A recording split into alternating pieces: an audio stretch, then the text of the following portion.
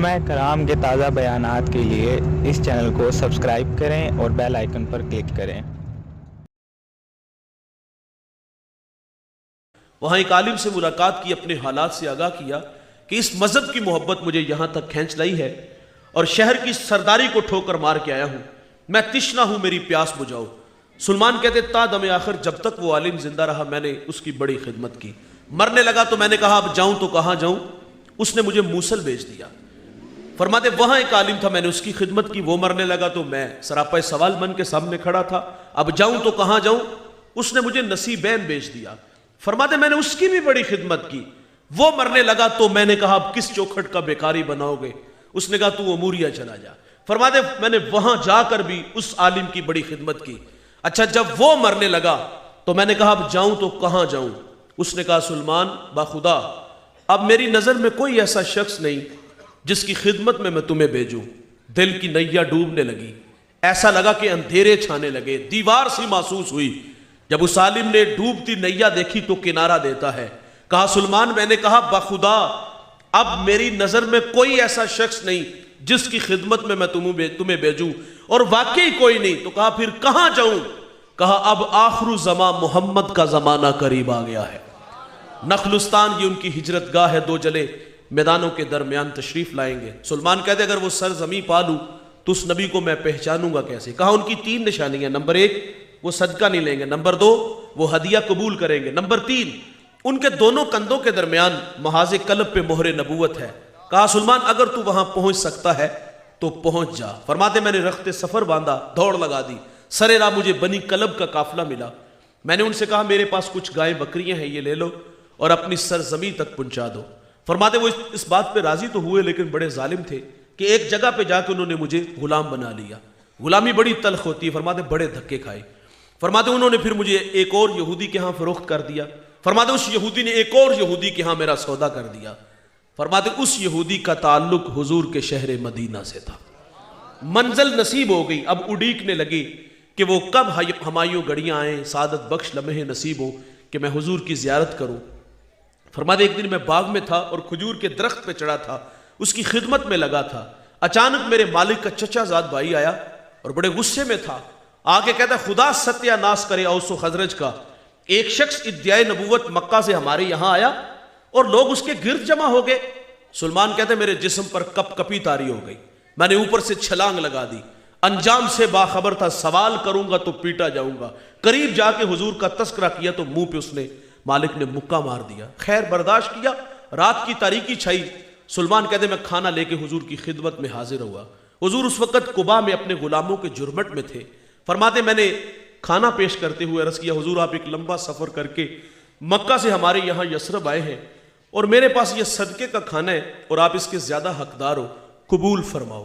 سلمان کہتے حضور نے وہ کھانا خود نہیں کھایا، اپنے غلاموں میں بانٹ دیا۔ ایک نشانی پوری ہوگی۔ کہتے میں دوبارہ پھر حاضر ہوا، میں نے عرض کیا حضور یہ صدقہ نہیں یہ ہدیہ ہے، تو میرے رسول نے وہ قبول فرما لیا۔ دو نشانیاں پوری ہوگی، اب ایک نشانی باقی ہے۔ سلمان کہتے ایک دن حضور بقیع میں اپنے غلام کی تدفین میں مشغول تھے اور میں بھی وہاں موجود تھا۔ کہتے میں حضور کے پیچھے آ کے کھڑا ہو گیا اس شوق میں کہ آج مہر نبوت کی زیارت کر لوں گا۔ کہتے جب پیچھے آ کے کھڑا ہوا نا تو میرے رسول نے میری طرف پلٹ کے دیکھا، حیا سے آنکھیں جھک گئی، آنکھوں میں اداسیاں تھی، دل میں محبت کی بچھی کائنات تھی۔ میرے رسول کو پیار آ گیا، کمر سے چادر اٹھا دی۔ جب کمر سے چادر اٹھتی ہے مہر نبوت کو دیکھتے ہیں، آگے بڑھتے ہیں، بدن سے لپٹتے ہیں اور بدن کو چومنا شروع کر دیتے ہیں، پھر آنکھوں میں اتھرو اتر آئے۔ میرے رسول فرماتے سلمان سامنے آ کے بیٹھو نا اور بتاؤ کہ ہمارا پیار تمہیں کہاں سے کھینچ لایا۔ پھر سلمان کچھ یوں کہہ دیتے ہیں، کبھی عرش پر کبھی فرش پر، کبھی ان کے در کبھی در بدر، غم عاشقی تیرا شکریہ میں کہاں کہاں سے گزر گیا۔ اور یار حضور کی راہوں میں سلمان فارسی بھی کھڑا ہے، بحیرہ راہب بھی کھڑا ہے، طبہ اول بھی کھڑا ہے، عشاق کی بستی بھی کھڑی ہے۔ اللہ کے خلیل اللہ کا گھر بنا کے کہتے ہیں ربنا वबास फीहिम रसूला, देख अल्लाह तेरा बाबरकत घर तमीर हो गया, अब तो उस प्यारे रसूल को भेज दे। सवाल है आपसे भाई, मुझे बताइएगा, क्या हमें तहज्जुद के वक्त उठना पड़ा, ठंडे पानी से वजू बनाना पड़ा, मुसल्ला बिछाना पड़ा, पेशानी झुकाना पड़ी, मिन्नत समाजी करना पड़ी? नहीं दोस्त, हम सोए थे, वक्त सवल्ला निकला, हमें बादे सबा के झोंकों ने पैगाम दिया, मदीने से ठंडी हवाओं ने ये संदेशे दिए, आंख खुली, माहौल में ताजगी रौनक इतनी थी, आंख खुलती है, घर वाले मस्जिद से मुअज्जिन को ले आते हैं और वो चुपके से धीरे से कान में कह जाता है, मुबारक हो कि तुम मोहम्मद के गुलाम बनकर आ रहे हो।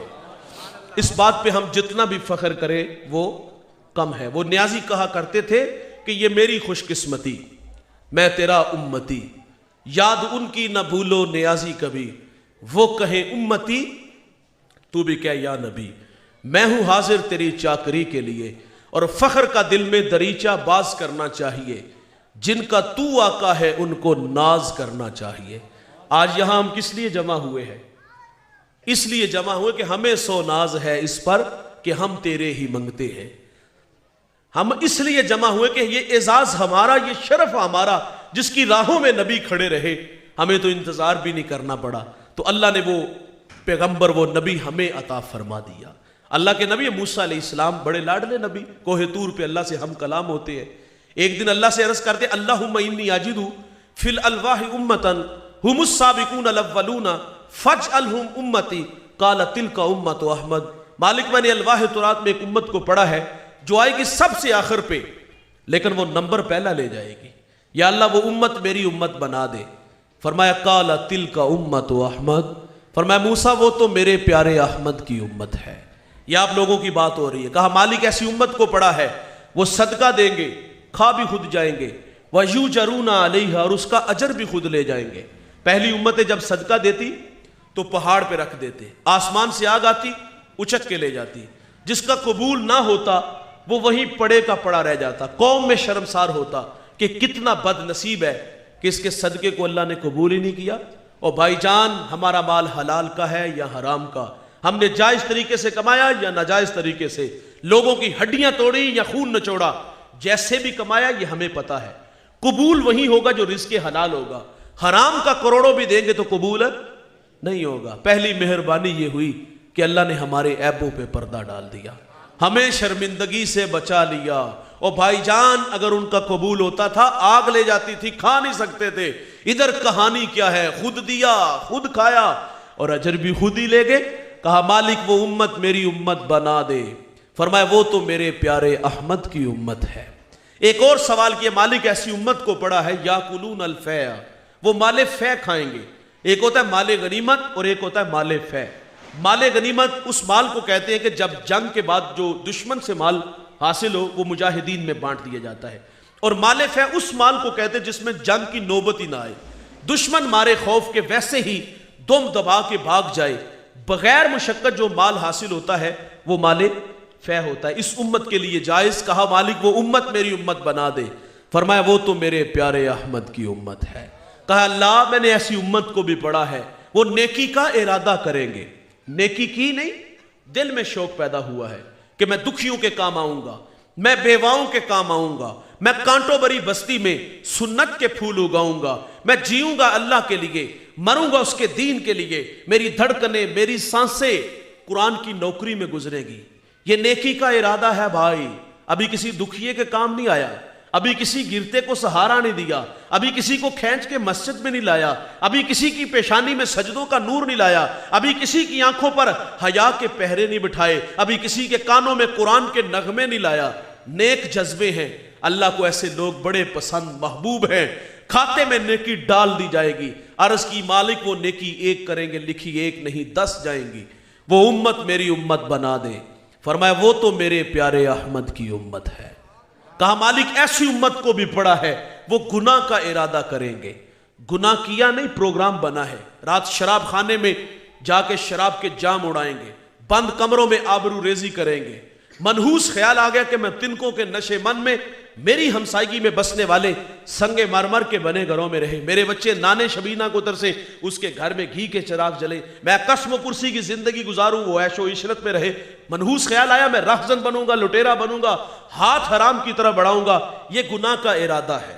ابھی شراب کے جام لبوں سے نہیں لگے، ابھی کسی کی بیٹی کی عزت پہ ہاتھ نہیں ڈالا، ابھی سود کا دھندا نہیں کیا، ابھی ہاتھ حرام کی طرف نہیں بڑھایا، اور یہاں حکم بھی نہیں کہ میرے بندے کے دماغ کی سکرین پر اس وقت جو گندے خیال آ رہے ہیں وہ مجھے پسند نہیں، اس کے کھاتے میں گناہ ڈال دو۔ اور نہیں بھائی، یہاں روک لیا گیا۔ ہو سکتا ہے یہ جو قدم سیلمے گھر کی طرف اٹھ رہے ہیں اللہ کے گھر میں آ جائیں، یہ جو ہاتھ حرام کی طرف بڑھا رہا ہے اللہ کے تھوڑے پر ہی راضی ہو جائے۔ گناہ کے ارادے سے گناہ نہیں لکھا جائے گا۔ انسان کی فطرت میں بھول جانا بھی ہے، اگر گناہ سرزد ہو جائے گا تو لکھا بھی ایک جائے گا۔ اور دوست، اگر کوئی ندامت کے اتھرو اس کی چوکھٹ پہ لے کے آ جائے، کیے ہوئے گناہوں پر شرمسار ہو جائے، ہجرت کر کے پلٹ آئے، یہ میرے رب کا وعدہ ہے، میں اس کے گناہ کو لوح محفوظ سے مٹا دوں گا۔ ہم تو مائل بکرم ہے، کوئی سائل ہی نہیں، راہ دکھلائیں کسے، کوئی راہ روے منزل ہی نہیں۔ جو گناہ چھوڑتے ہیں عادت باری تعالیٰ ہے، وہ گناہوں پر کرم کا قلم پھیر دیتا ہے۔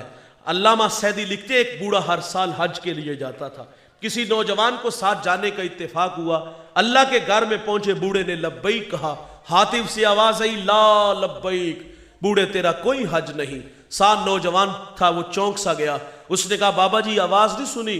کہا پتر یہ آواز میں 70 سال سے سن رہا ہوں۔ وہ جوان کہتا ہے پھر بھی آتے ہو؟ اب کلیجہ پھٹنے لگا، رو کے کہا بتا اس در کے علاوہ کوئی در ہے جہاں جا کے دامن پھیلاؤں؟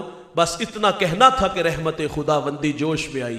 ہاتف سے آواز آئی جا بوڑھے، ہم نے تیرے 70 کے 70 حج قبول فرما لیے۔